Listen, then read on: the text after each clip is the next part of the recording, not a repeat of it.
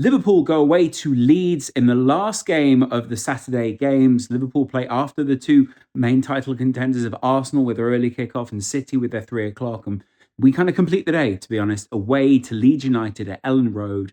Big old rivalry between Liverpool and Leeds. Obviously, it doesn't have quite the same feeling now, but it's always been one of those games that I look out for in the calendar. I like Leeds fans in the sense that I think they're kind of the perfect bad guy adversary. I know some good Leeds fans.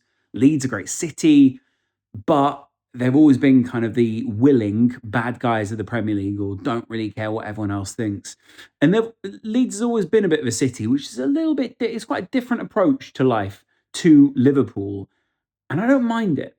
I think it's unique. It's a super English style of city. It's kind of culturally, I think it's got a lot of things there that I'm interested in. So let's see, what are Liverpool going to get into? What is going to go on in potentially what some people are calling Arne Slot's last game? And obviously, I made some videos in recent days talking about what feels like an inevitable feeling of Arne Slot's departure from the club. And those didn't feel good. Those don't feel nice to make, not nice to watch, broadly not nice to discuss, but it's kind of part of the culture at the moment in the space, and it's part of the you've got to discuss the kind of difficult topics at hand. And there are difficult topics at hand because of Liverpool's bad form, but also because of Liverpool's inconsistency in each department. And I don't see that inconsistency in each department ending.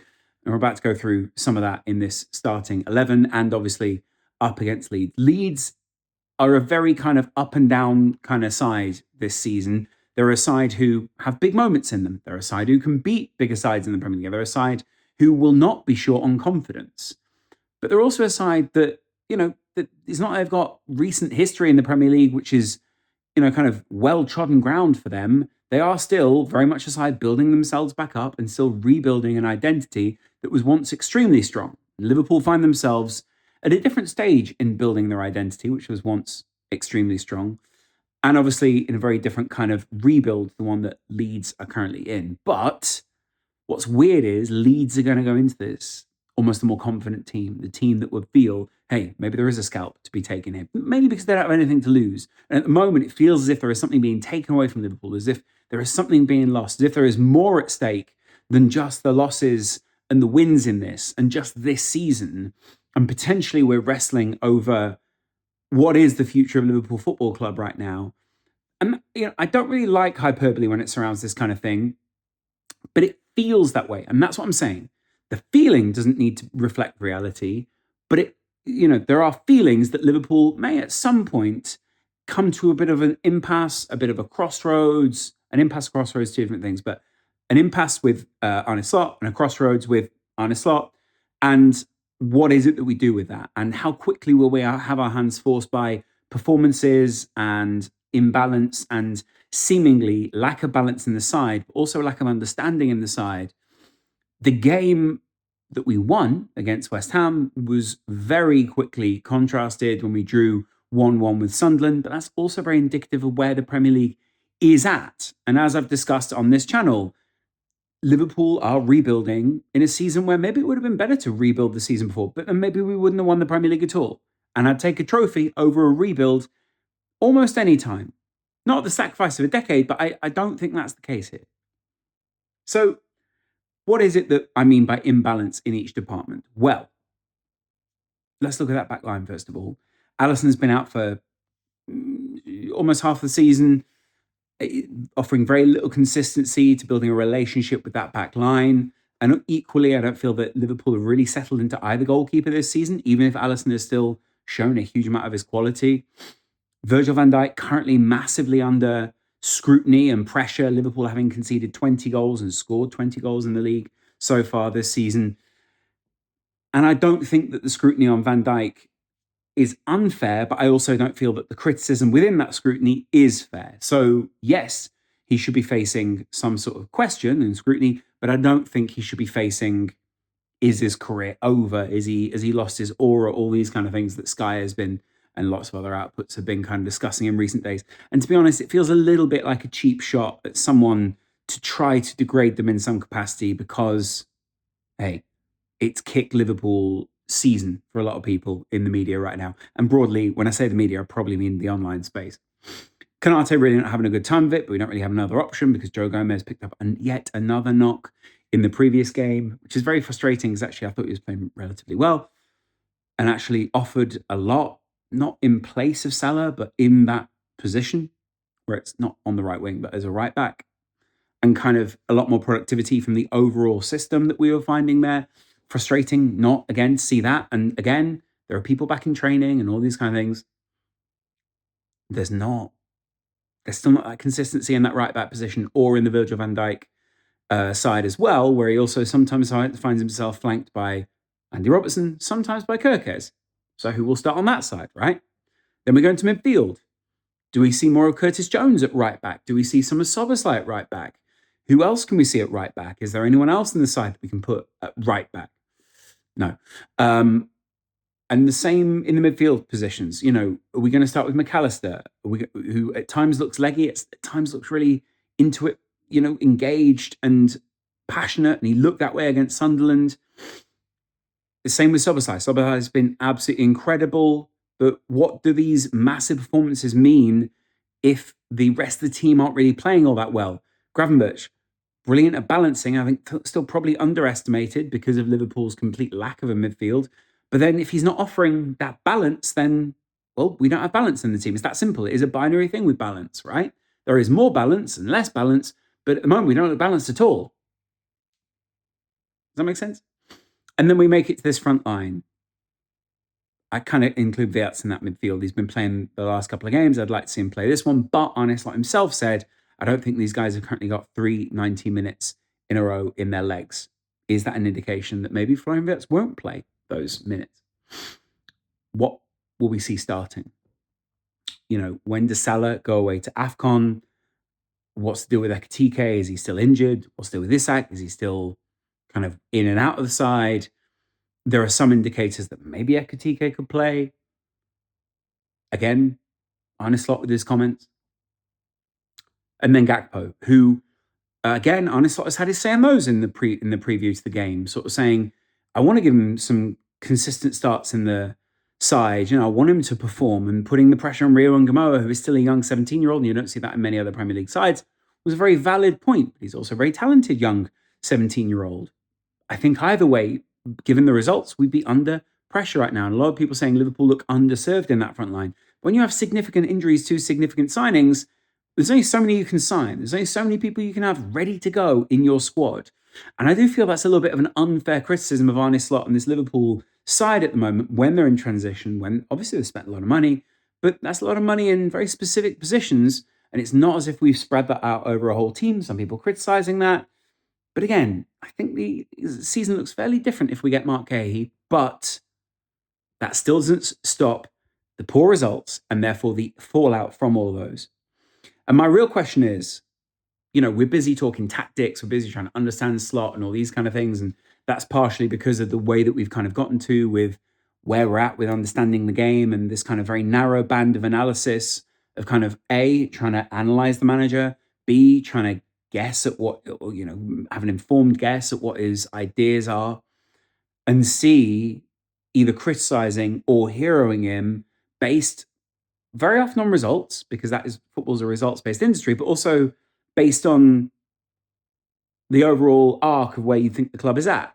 And I think all that feels a little bit unfair.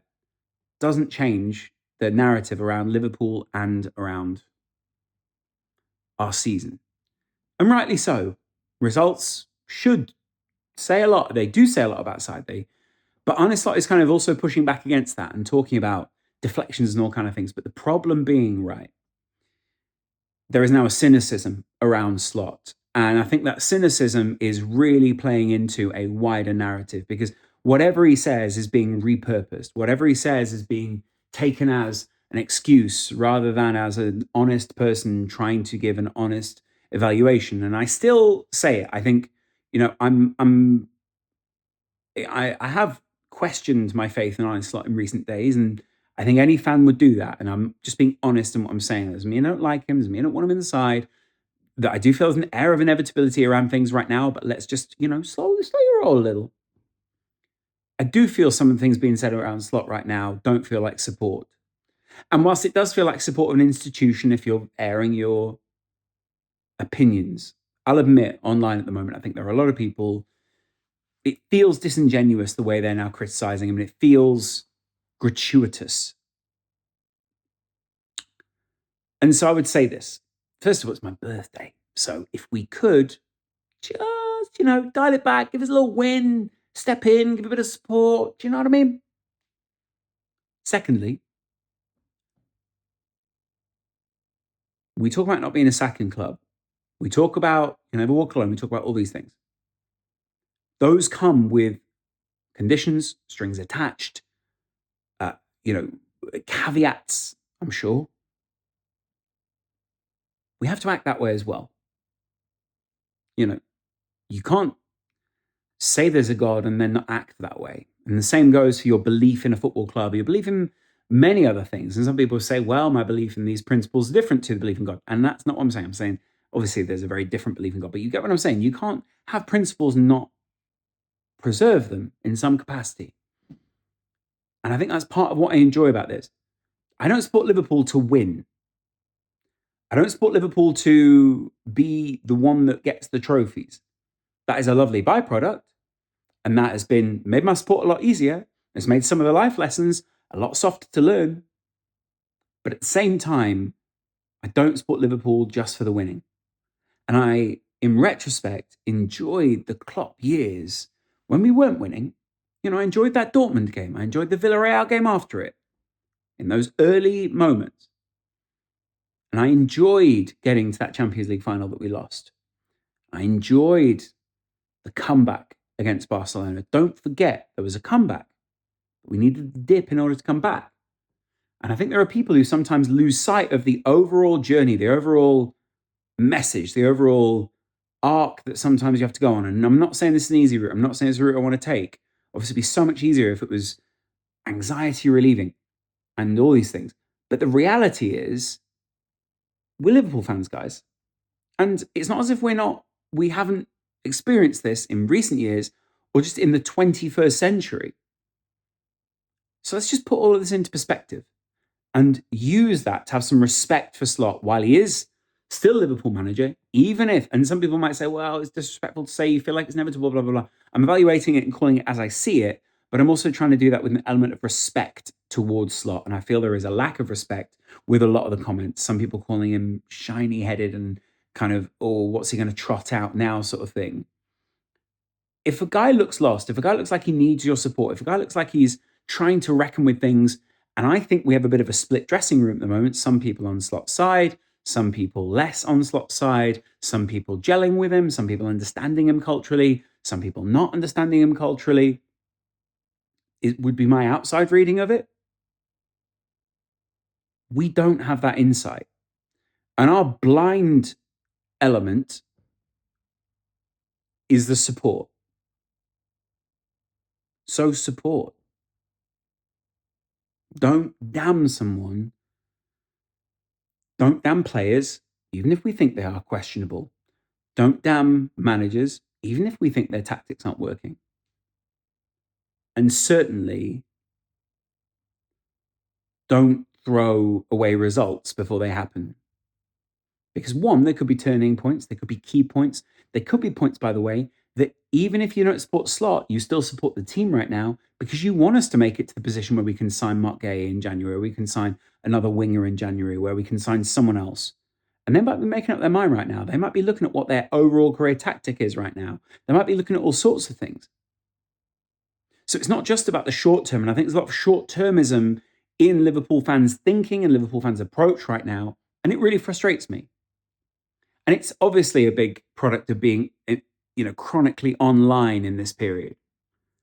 But we play Leeds, then I'm going away to Milan.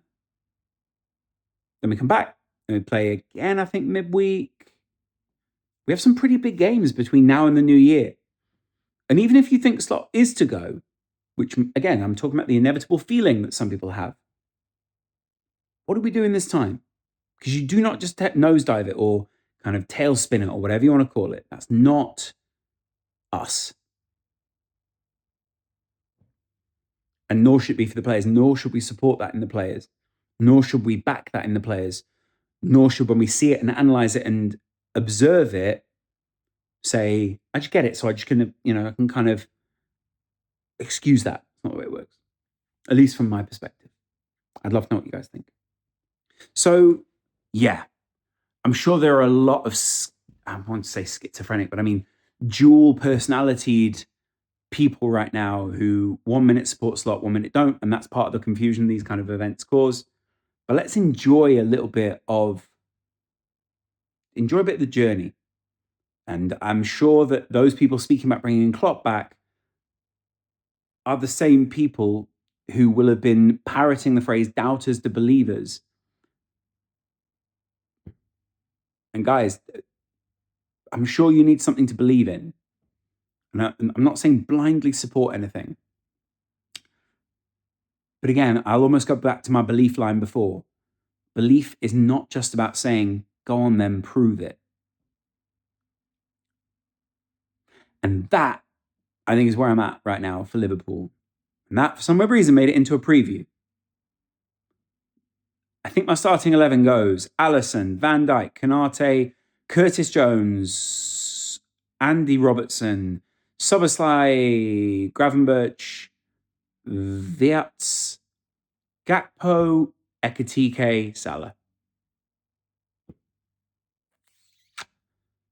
Ekitike drops that a little bit deeper, Salah and Gakpo particularly wide. Again, like we've said on this channel for a very long time, those kind of wide forwards that we played against Villa, that we played against multiple teams, that worked for us.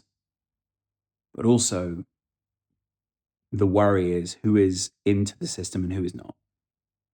That's my starting 11, guys. That's the one that I would field, the one I think we will field. And I will see you guys post-game. If you've not already become a member, please do so if you want to. Get down there and support the Patreon, because that is where good money is made for us. And of course, if we make any. And of course, there is a completely free Discord. Go and take a look at that, and I will chat to you guys on the flip side. I appreciate you watching and enjoy the game. Much love.